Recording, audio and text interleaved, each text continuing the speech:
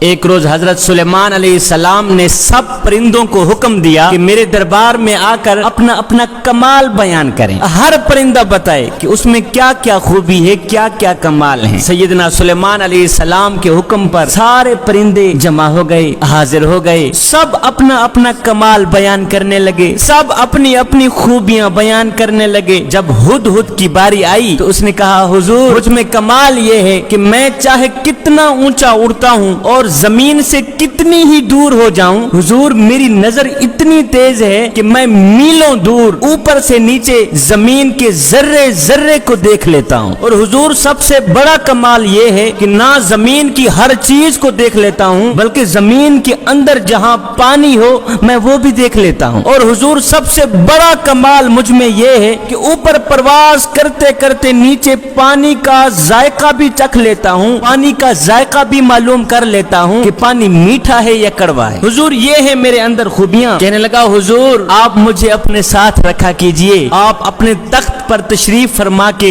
ہوا پر سیر کرتے ہیں، حضور آپ جہاں بھی جائیں مجھے اپنے ساتھ میں رکھیں، میں زمین پر نگاہ رکھا کروں گا کہ جہاں بھی زمین پر میٹھا پانی نظر آیا کرے گا میں آپ کو بتا دیا کروں گا، اور آپ اپنا تخت وہاں اتار کر اپنا دربار بنا لیجئے گا۔ سیدنا سلیمان علیہ السلام اس کا کمال سن کر بہت ہی خوش ہوئے اور ساتھ میں فرمایا کہ میاں ہدہد ہم نے تمہیں اپنے ساتھ رہنے کی اجازت دے دی ہے۔ اب ساتھ میں کوا بیٹھا تھا، وہ ہدہد کا یہ کمال دیکھ کر، ہدہد کی یہ حوصلہ افزائی عزت دیکھ کر حسد کے مارے جل بھن گیا۔ جب حسد کے مارے جل بھن گیا تو کوا کہنے لگا حضور ہدہد کے ساتھ ایک میری عرضی بھی سن لیجئے۔ سیدنا سلیمان علیہ السلام نے فرمایا جی کوے بول، اب میں تیری سن رہا ہوں۔ کوے نے کہا حضور ہدہد نے بالکل جھوٹ بولا ہے، اس نے سراسر جھوٹ بولا ہے، حضور اس میں ہرگز یہ کمال نہیں جو اس نے آپ کو بتائے ہیں، حضور اس میں یہ خوبیاں ہیں ہی نہیں جو اس نے آپ کے سامنے بیان کی ہیں۔ سیدنا سلیمان علیہ السلام نے فرمایا کوے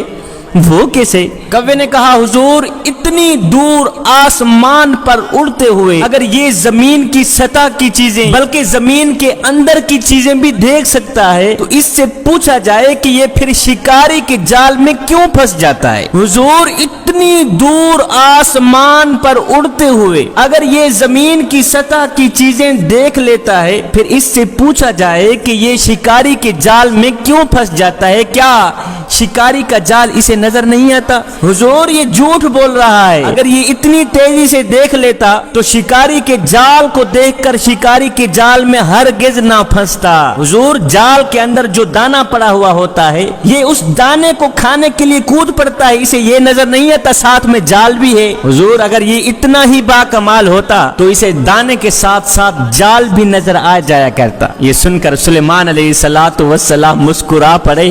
آپ نے مسکراتے ہوئے فرمایا میاں ہدہد سنا ہے تو نے کوے کا اعتراض، تمہارے پاس اس کا کیا جواب ہے؟ کوے نے جو اعتراض کیا ہے تمہارے پاس اس کا کیا جواب ہے؟ تو ہدہد نے کہا حضور یہ حاسد ہے، یہ حسد کرنے والا ہے، یہ بیچارہ میرے کمال کا انکار کر رہا ہے، یہ میری خوبیوں پر پانی پھیر رہا ہے۔ حضور آپ اس طرح کریں میرا امتحان لے لیجئے، میں نے جو کچھ کہا ہے اگر وہ صحیح نہ ہوا تو میرا سر تن سے جدا کر دیجئے گا۔ سلیمان علیہ السلام نے فرمایا پھر بھی سوچ لے۔ ہدہد کہنے لگا حضور نظر تو واقعی میری تیز ہے، اس میں کوئی شک والی بات نہیں، میری نظر بہت ہی تیز ہے، جو میں نے کہا ہے بالکل سچ کہا ہے، لیکن جب اس پر قدرت کا پردہ پڑ جاتا ہے، جب اس پر تقدیر کا پردہ پڑ جاتا ہے، جب ان آنکھوں کے اوپر تیزی سے کام کرنے والی نظروں کے اوپر تقدیر کا پردہ آ جاتا ہے، ہے حضور جب تقدیر کا پردہ آ جاتا ہے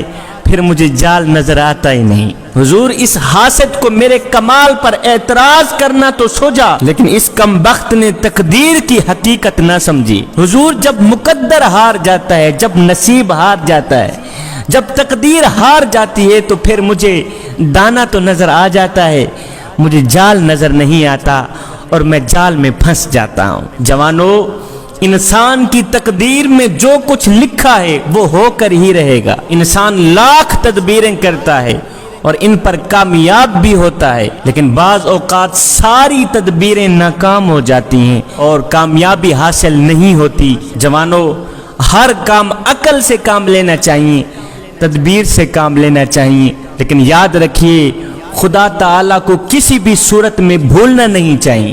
ہزاروں تدبیروں کے باوجود بھی بعض نتیجہ جو الٹا نکلتا ہے، یہ انسان کے لیے ایک تنبیہ ہے کہ تم اپنی عقل اور تدبیر پر ہی بھروسہ نہ رکھنا۔ یاد رکھنا ایک طاقت ایسی بھی ہے جو تمہاری تمام تدبیروں کے ہوتے ہوئے بھی تمہیں کامیاب نہیں ہونے دیتی، اور وہ طاقت ہے خدا کی طاقت۔ دیکھیے آج ہوائی جہازوں کے، ریلوں کے، بسوں کے جو حادثے ہوتے ہیں، ان مکمل تدبیروں کے باوجود بھی، ان مکمل انتظامات کے باوجود بھی جو حادثے واقع ہو جاتے ہیں، بحری جہاز ڈوب جاتے ہیں، ہوائی جہاز گر جاتے ہیں، ریلوے ٹکڑے ٹکڑے ہو جاتی ہے، یہ سب باتیں اس بات کی دلیل ہیں کہ ایک ہستی سب سے بلند و بالا اور سب سے بڑی طاقت والی بھی ہے، جو ان تدابیر کے ہوتے ہوئے بھی جو چاہے وہ کر سکتی ہے۔ اب اس حکایت سے ہمیں یہ بھی معلوم ہوا کہ کوا ایک حاسد جانور ہے، حسد کرنے والا جانور ہے۔ یہ کسی صاحب کمال کا کوئی بھی کمال سن کر